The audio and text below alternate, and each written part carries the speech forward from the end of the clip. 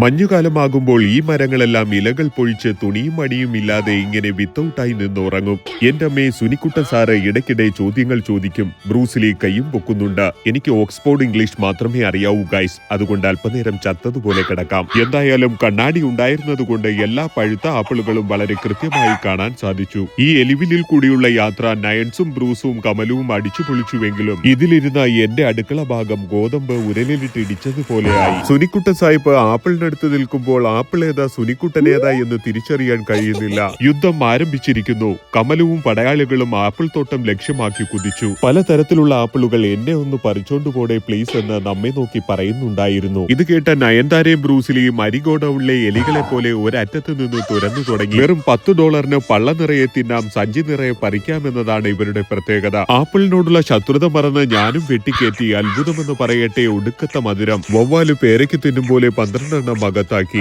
വൻകുടലിന്റെ ഭാഗത്ത് നിന്നും കട്ടൻ കാപ്പി തിളയ്ക്കുന്നത് പോലൊരു ശബ്ദം. ശൗചാലയം കൂടി ഒന്ന് കണ്ടിരിക്കാമെന്ന് കരുതി